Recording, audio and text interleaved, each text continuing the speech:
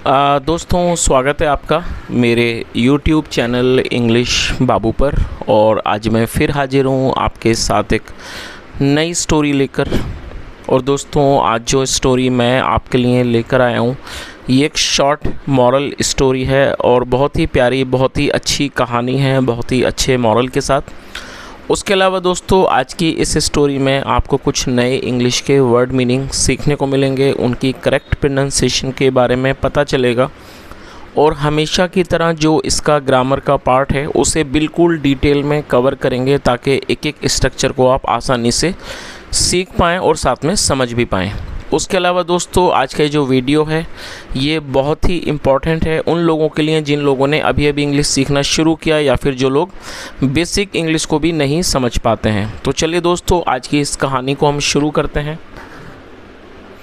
और सबसे पहले कहानी का टाइटल देखते हैं। कहानी का टाइटल है द मैजिकल फूड। क्या मतलब हुआ दोस्तों? MAGIC, मैजिक का मतलब होता है जादू और ये मैजिकल है और ये नाउन है, सॉरी ये एडजेक्टिव है। एडजेक्टिव का मतलब होता है ऐसा शब्द जो किसी सब्जेक्ट की विशेषता का वर्णन करे। तो ये जो शब्द है मैजिकल ये एडजेक्टिव है जिसका मतलब होता है जादुई। तो क्या अर्थ हुआ? द मैजिकल फूड, जादुई खाना या कह सकते हैं जादुई भोजन। तो दोस्तों ये आज की इस कहानी का टाइटल है, शीर्षक है और अब मैं इसे पढ़ना शुरू करता हूँ। आप लोगों से रिक्वेस्ट है कि आप कहानी को बिल्कुल ध्यान से सुनें और यदि आज की कहानी में आपको कोई भी नया शब्द या फिर नया स्ट्रक्चर देखने को मिले तो आप उसको नोट करें और यदि कहानी पसंद आए तो लाइक भी ज़रूर करें। तो चलिए इसको शुरू करते हैं। One day a king saw that a family was very poor. क्या मतलब हुआ दोस्तों? ये जो वाक्य है ये पास्ट इंडेफिनिट का अफर्मेटिव वाक्य है और जब हम पास्ट इंडेफिनिट में कोई भी अफर्मेटिव का वाक्य बनाते हैं तो वहाँ वर्ब की सेकंड फॉर्म का यूज़ किया जाता है। SEEC का मतलब होता है देखना और सेकंड फॉर्म है सॉ, SAW। तो इस लाइन का क्या मतलब हुआ? वन डे एक दिन, अ किंग एक राजा ने, सॉ देखा, दैट की, अ फैमिली एक परिवार, वॉज वेरी पुअर बहुत गरीब है। और दोस्तों देखिए अब आप में से कई लोग सोच रहे होंगे कि यहाँ पर वॉज पुअर है लेकिन मैंने था नहीं लगाया, है लगाया। तो दोस्तों इसका रीज़न ये है कि जब ये कहानी सुनाई जा रही है और ये दोनों ही पास्ट के वाक्य हैं तो इस चीज़ को याद रखें, जो इसमें जो पहला वाला वाक्य है वो पास्ट में ही पढ़ा जाएगा लेकिन जो दूसरा वाक्य है उसको बताते टाइम उसको प्रेजेंट में हमें बोलना होता है। तो इस तरह से पूरी लाइन का क्या अर्थ निकला कि one day a king saw that a family was very poor. और दोस्तों ये जो वाक्य है सिंपल पास्ट का वाक्य है। सिंपल पास्ट का मतलब होता है जब हम पास्ट में कोई ऐसा वाक्य बनाए जहाँ पर वॉज या वर्ब का इस्तेमाल हेल्पिंग वर्ब के रूप में किया जाता है, साथ में नाउन या फिर एडजेक्टिव को लेकर वाक्य बनाते हैं। तो इस तरह से पूरी लाइन का क्या अर्थ हुआ कि एक दिन एक राजा ने देखा कि एक परिवार बहुत गरीब है। The family consisted of a window and her only child. क्या मतलब हुआ दोस्तों? ये जो वाक्य है ये भी एक पास्ट इंडेफिनिट का अफर्मेटिव वाक्य है जहाँ पर सेकंड फॉर्म लगाई जाती है। सबसे पहले आप इस वर्ब की मीनिंग को नोट कर लीजिए ताकि आप इसको अच्छे से समझ सकें। CONSIST, कंसिस्ट का मतलब होता है किसी चीज़ में या किसी व्यक्ति वस्तु के पास कुछ होना, और जो ये पास्ट इंडेफिनिट का वाक्य है तो यहाँ पर सेकंड फॉर्म का लगाया गया कंसिस्टेड।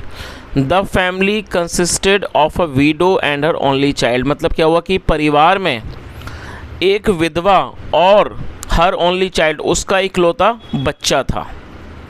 आगे देखिए,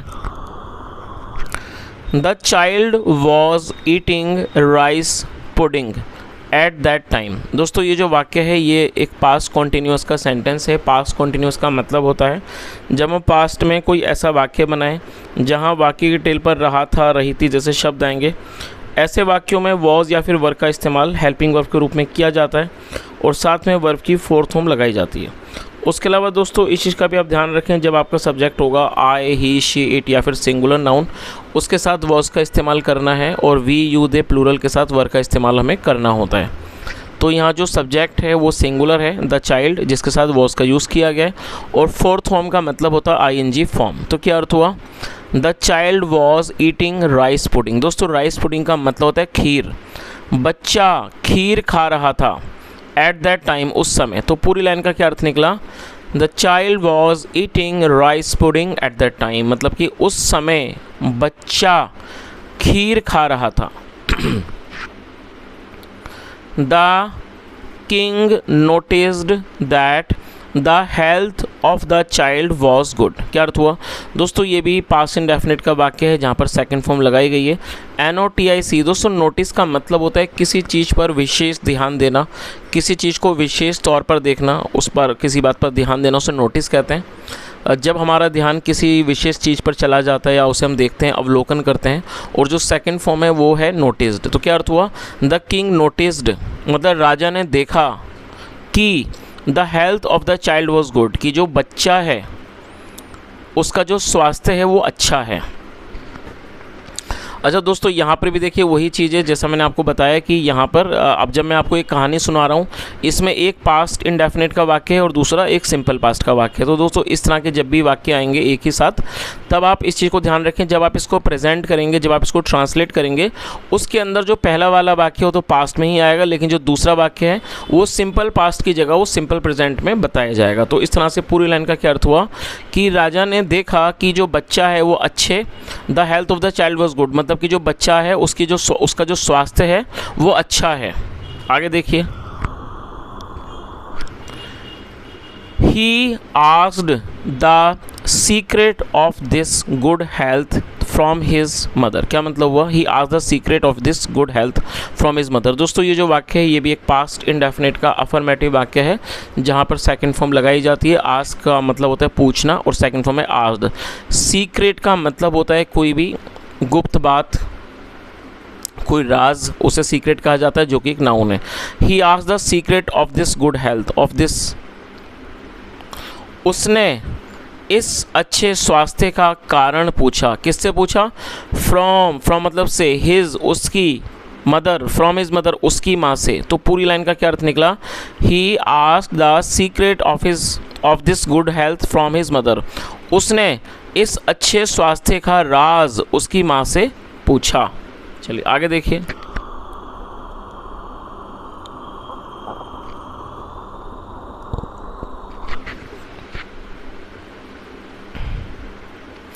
द मदर सैड। और दोस्तों ये जो वाक्य है ये भी पास्ट इंडेफिनिट का वाक्य है जहाँ पर सेकंड फॉर्म लगाई गई है। से का मतलब होता है बोलना, सेकंड फॉर्म है sad, SAID। The mother sad, माँ ने कहा, it is all because of 3 things which I give him with food. क्या अर्थ हुआ, it is all because of this 3 things which I give him with food. तो उसने क्या कहा।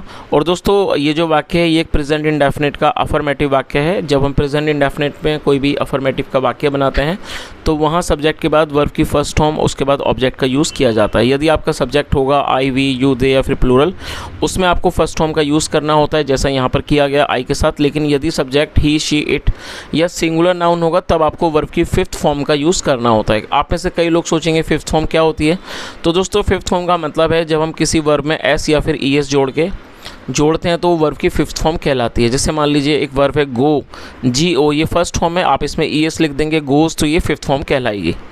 तो इस तरह से फिफ्थ फॉर्म का इस्तेमाल किया जाता है प्रेजेंट इंडेफिनिट के वाक्यों को बनाने में यदि सब्जेक्ट ही, शी, इट या फिर सिंगुलर होगा। तो इस तरह से क्या लाइन का अर्थ हुआ कि द मदर सैड, माँ ने कहा, it is all because of 3 things, मतलब ये सब 3 चीज़ों की वजह से है। विच आई गिव हिम, जो मैं उसको देती हूँ, विथ फूड, जो मैं उसको खाने के साथ, भोजन के साथ देती हूँ। चलिए आगे देखिए वो क्या चीज़, 3 चीज़ें हैं, हमें आगे पता चलेगा।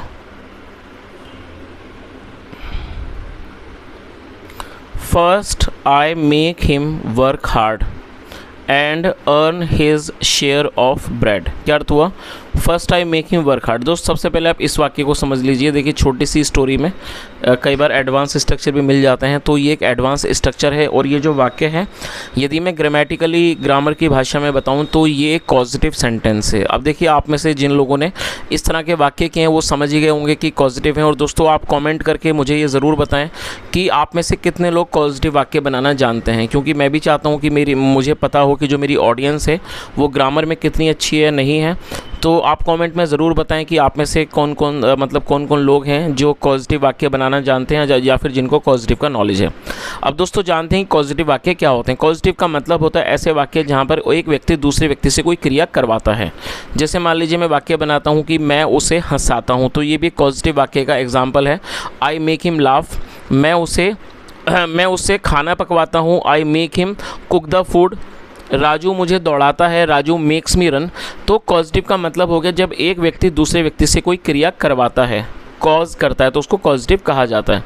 तो इस लाइन का क्या अर्थ हुआ, तो उन्होंने क्या, उसकी माँ ने क्या जवाब दिया, फर्स्ट मतलब पहले, I make him work hard, मतलब मैं उससे, वर्क हार्ड का मतलब होता है दोस्तों मेहनत करना, तो उसने क्या कहा, first I make him work hard, मतलब पहले मैं उससे मेहनत करवाती हूँ। And earn his share of bread, और उसके जो हिस्से का जो ब्रेड है, मतलब जो भोजन है, वो उससे मैं कमवाती हूँ। तो इसका मतलब ये हुआ कि जो उसकी माँ है वो पहले उससे मेहनत करवाती है ताकि वो बच्चा जो है वो अपने हिस्से का जो उसका जो भोजन है उसको वो कमा सके, मतलब वो अर्निंग कर सके। आगे देखिए सेकंड, और दूसरी चीज़, I never allow him to eat food outside. और दोस्तों ये जो वाक्य है ये भी प्रेजेंट इंडेफिनिट का वाक्य है जहाँ पर सब्जेक्ट के साथ फर्स्ट फॉर्म या फिफ्थ फॉर्म का यूज़ किया जाता है।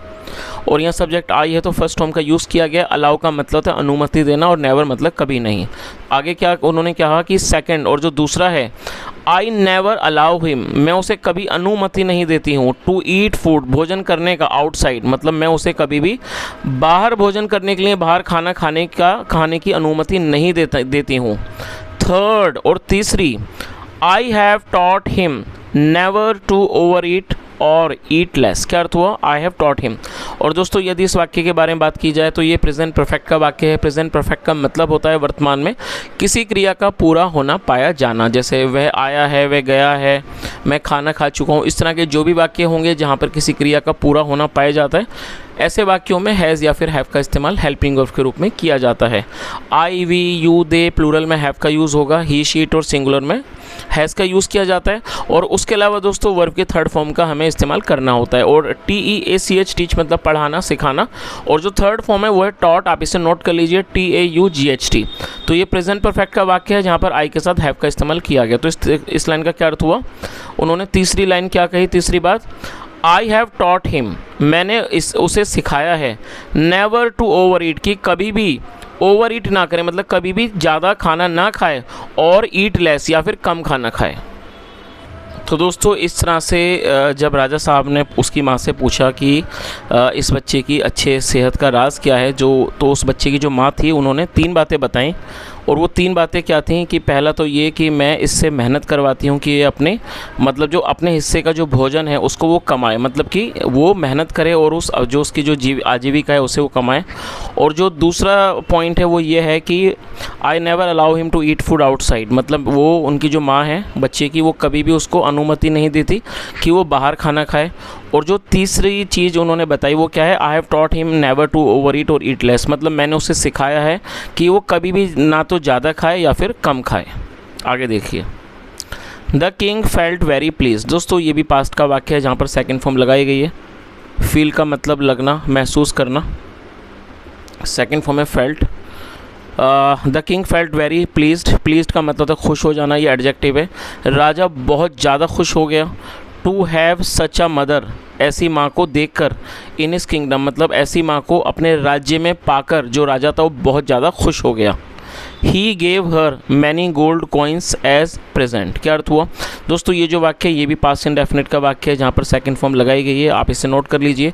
गिव मतलब देना और सेकंड फॉर्म है गेव, और यदि चाहें तो थर्ड फॉर्म की नोट कर लीजिए, थर्ड फॉर्म है गिवन। तो फिलहाल ये पास्ट का वाक्य है तो सिर्फ सेकंड फॉर्म यहाँ पर लगाई गई है।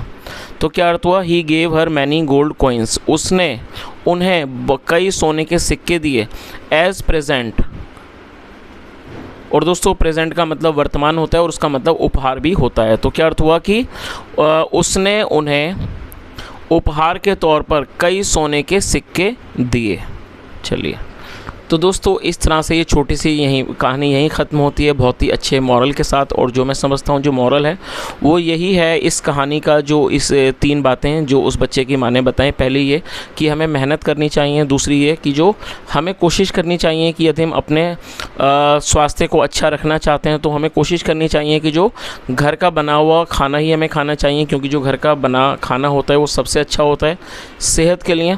और जो तीसरी चीज़ उन्होंने बताई वो ये थी कि ना तो हमें ज़्यादा खाना खाना चाहिए ना फिर कम खाना खाना चाहिए। कई बार ऐसा होता है कि हम ज़्यादा खाना खा लेते हैं तो उसकी वजह से भी हमारी हेल्थ ख़राब होती है, और यदि हम कम खाना खाते हैं तो उसकी वजह से भी हमें हेल्थ के इश्यूज़ आ सकते हैं। तो दोस्तों ये छोटी सी कहानी थी अच्छे से मॉरल के साथ। यदि कहानी पसंद आई हो, आपने कुछ सीखा हो, तो आपसे रिक्वेस्ट है आप वीडियो को लाइक करें, शेयर करें, चैनल को ज़रूर सब्सक्राइब करें। कोई भी सुझाव हो तो कमेंट में ज़रूर बताएं। यहाँ तक सुनने के लिए thank you so much. Have a nice day and bye.